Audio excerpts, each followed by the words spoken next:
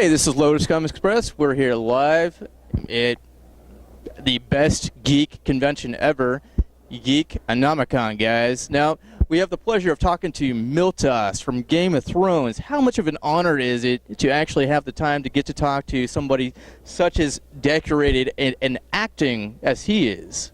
Getting right down to the interview. How's it going today, Miltos? It's good. I really enjoyed my Q&A that I did this morning, and I've just finished a sword class that I did at 2 o'clock, which is fantastic. Really good. Very cool. Now, like Oklahoma City itself, have you ever been to OKC? No, this is my first time. And like with a lot of places I come to in the States, you know, we always go to like New York and Los Angeles, and we kind of know what those are like. And then you get invited to places like Houston, and you go, Texas? Right. What's that? Like from the UK, everyone was like, Dallas? That's where that story came from, you know. J.R. Ewing, all that kind of stuff, you know, that's my age. But I had nothing, you know, I have no expectations when I come traveling, and I'm always pleasantly surprised. Well, very cool. Do you have even got an earthquake today? Yeah, I was going to say, did you guys feel that down here? Yeah. Yeah. It woke me up in the morning. 5.6 on the Richter. I was in bed like this, going, woke up and thought, that's kind of, what is that? And because it lasted so long, I was like, it's an earthquake. And I heard on the news that they felt it in 7 different states. I mean, that's pretty amazing. That's huge. But do you know where the epicenter was? I'm not too sure. Okay. I mean, I don't know where it originated, no. But, you know, I'm glad everybody's okay. You know, we felt it this morning ourselves, you know, when we woke up as well. But as far as coming down here to Oklahoma City, your overall experience, it's been pretty pleasant? Yeah, I'm loving it. I'm having a great time. Been here since Tuesday, and the hotel I'm staying in, the Renaissance, is lovely. It's amazing. You know, I'm always amazed by how brilliant the service is in the States. I don't know whether I just kind of meet grumpy waiters in the UK, but whenever I come to the States, it's the one thing that always blows my mind. It's just how great the service is. I would agree with you. There's a lot of really, really good people down here, as far as just amazing people with what they're able to do and and just heartful, I guess, would be the... Always helpful, always. Yeah. Go out of their way to help you. Exactly.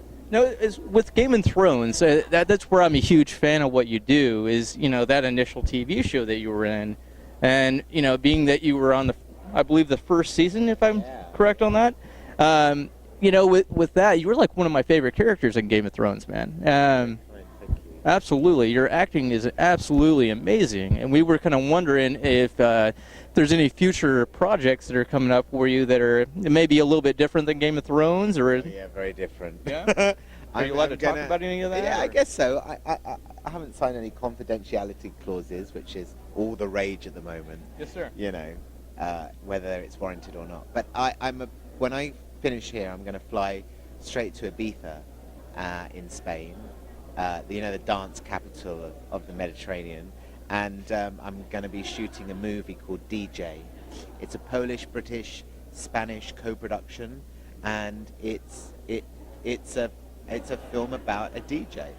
Very cool. No two ways about it. It's about a young Polish girl that basically goes on this voyage of discovery, and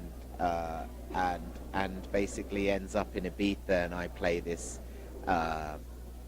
basically a very well-connected man who owns half of Ibiza nightlife and owns clubs and can basically help her with her career. But he's also an indulgent playboy who hosts sex orgies and takes a lot of drugs.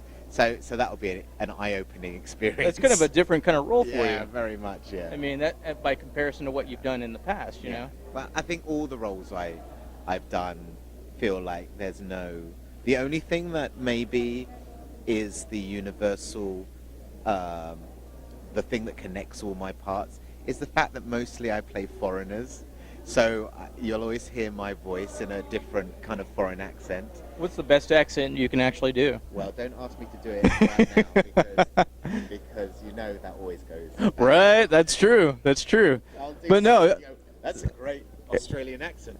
Oh, really? It was supposed to be Texan. That's true. That's true. Me myself, I'm not actually very good at accents, but you do it beautifully, sir. I mean, you do. As far as every accent you've done, up until like Game of Thrones, which is the last thing I've actually seen you in, pretty amazing. I mean, by comparison. The major question I have is, for all the film generational students that are just now hitting film, producing, acting, and all of that stuff, do you have any advice to be able to offer the new generation of people that are just now walking in the door of film? God, what is the advice? Well, I could go two ways with this. You either say the advice is just don't even try it. You know how ruthless and like unforgiving it is as an industry, but the reality is that the reason why you say that, of course, is because people that will make it will not listen to you, will not listen to that advice. When you say to someone, do you know what, you should really do something else. Whatever else you can do that, rather than, become an artist. That's true.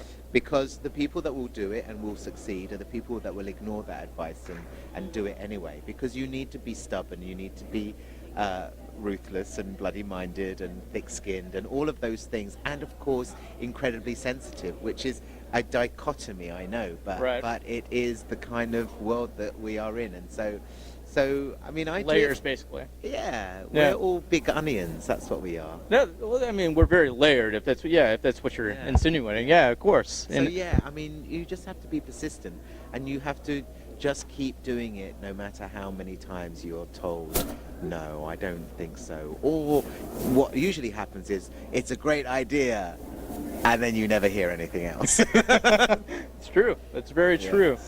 So before Game of Thrones, were you actually you into like some medieval stuff or any of that, or did you actually have to? Sci-fi geek. I was kind of wondering about that.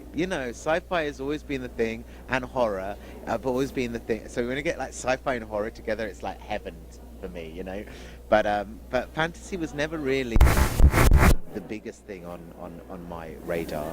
Okay. Although I love things of the imagination. But science fiction was my thing and is my thing. Well, if I could get a job doing something with kind of sleeky chrome and kind of space. Do you have a favorite sci-fi movie that you can share with us on screen? Yeah, there's lots, but most of them are kind of from a long time ago, like things like Westworld, which I'm very excited about the new TV show. Me too. I really hope it's good because I have high expectations for that. I also love that film,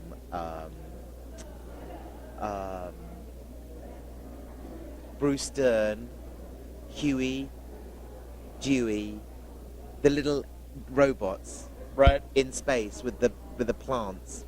I know what you're. Yeah. Come on, someone tell us what is the title of the film that I can't remember. Google it. I remember from last time, yeah. Here we go. Just wait 1 second. We're going to do this absolutely live. Because I think I've seen the same thing that you're referring to, sir. It's such a beautiful, beautiful film.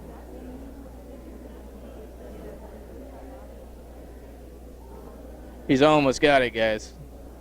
Stay right there. Do not move. Here we are. Run it. Silent running. Silent That's what running, I thought you were man. referring to.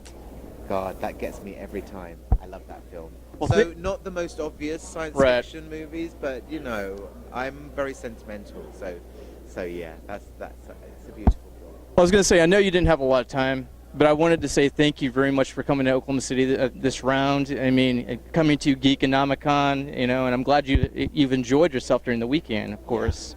Yeah. And now for I've also been raising money for my charity, which I. What's your charity, by the way, sir? It's a Mind, which I don't know if it's an international charity, but it's definitely a very big charity in the UK, and it deals with it raises money for mental health and raising awareness of mental health trying to lessen the stigma of it. That's and awesome. to help people in all capacities. That is awesome. Whether we have anxiety or to full-blown medical conditions which prohibit us from being able to live our lives normally. So I understand that. I really this is a charity very close to my heart. So that's what I'm trying to do as well. We will definitely put in a plug in during the interview for that as well. Is there anywhere we can go for that charity? Yeah, you can. You can go to www.mind.org.uk. All donations are gratefully received.